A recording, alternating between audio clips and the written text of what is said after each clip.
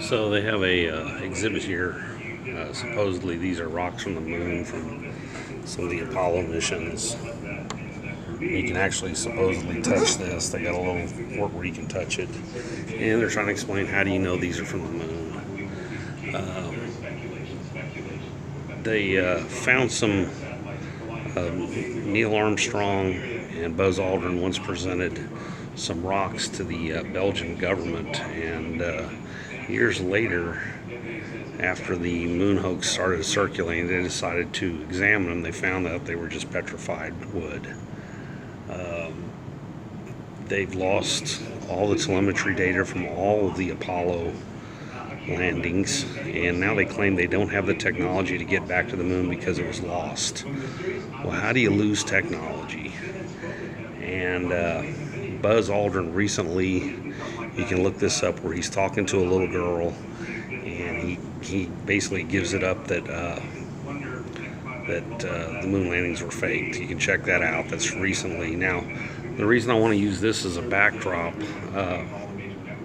in the early 1960s, there was an article in National Geographic magazine where they bounced lasers off the moon. And I get this a lot from people that are always arguing with me about the moon landing, and they say, well, how can you explain the reflector? Because we can bounce the lasers off the moon, and that proves that they put that 10 by 10 reflector on the moon in the Sea of Tranquility.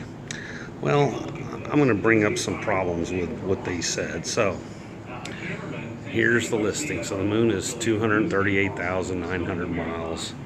It comes in and out. So, but let's just say it's 238,000 miles away.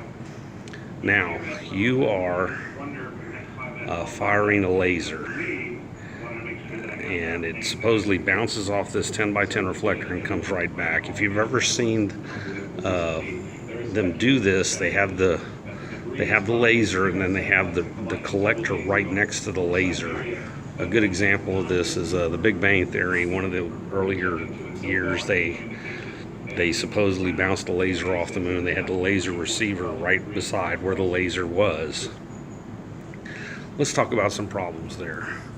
So, light is not instantaneous. It travels 186,000 miles an hour in a vacuum.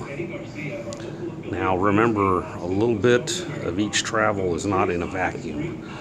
So you're firing, 186,000 miles an hour.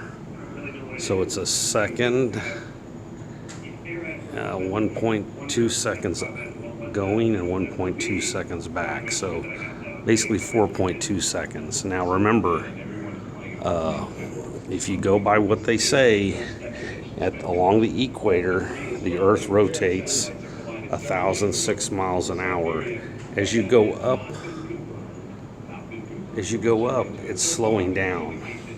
So there's a point at the top of the globe where it takes you all day to make one revolution. If you were to stand on the supposed center of the true north of the axis, supposedly, it would take you all day to turn around once, and the equator would be moving at 1,006. So you'd have to figure out where you were up to here.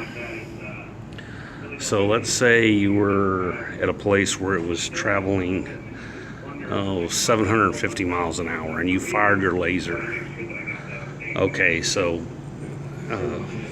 you've got 2.4 seconds for the light to come back and forth. So if you multiply that out, your acceptor, the Earth would move while 2.4 seconds, and figure out how fast the Earth is rotating at that. First, you'd have to figure out where your exact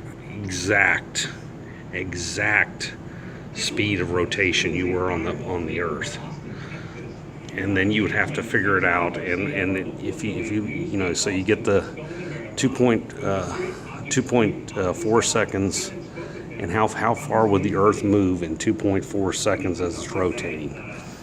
Well, at the 750 mile an hour point, it would be moving almost a quarter of a mile. So your acceptor would have to be, you know, hundreds and hundreds. It actually have to be over 1,000 feet away from your. Yet all the acceptors for all these laser experiments are right there. Reason being, you're hitting the moon and it's coming right back at you. Now you say, well, how is that covering up the 2.4 seconds? Shouldn't it still bounce off somewhere else? Well, they're all aiming at the Sea of Tranquility. You know, there's these craters on the moon, and the one they say is, you know, they've got these, they call them mares, which means seas because they're darker than the other parts of the moon. So you're firing off. The Sea of Tranquility is told to be a depressed area. You know, it's, in other words, it's kind of like a bowl, a natural reflector. Think of it that way. So isn't it more likely that they're just firing at the Sea of Tranquility, hitting a side and it's coming back to them, than hitting a 10 by 10 piece of aluminum? How hard do you think that would be? You could use a Cray supercomputer and you probably couldn't get it. The accuracy involved in firing a laser 238,000 miles and hitting a 10 by 10 reflector when the Earth is moving 750 miles an hour. It just doesn't work. And like I said, if you look it up, National Geographic did this experiment. They were bouncing lasers off the moon in the early 60s. Look it up. So that is a false argument that there's a reflector up there. Oh, and by the way, they never turned Hubble around to look at the moon so they could prove once and for all that you could see the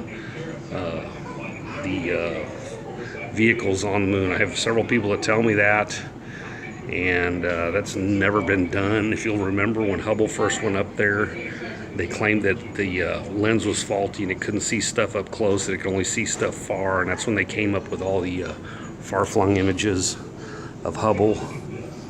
And that was a convenient way to stop them from having to prove that there was a, you know, Apollo equipment on the moon when there is none. Anyway, check out Bart Sabrell, A Funny Thing Happened on the Way to the Moon, Russian Vids, Eric Dubay, and I'm out.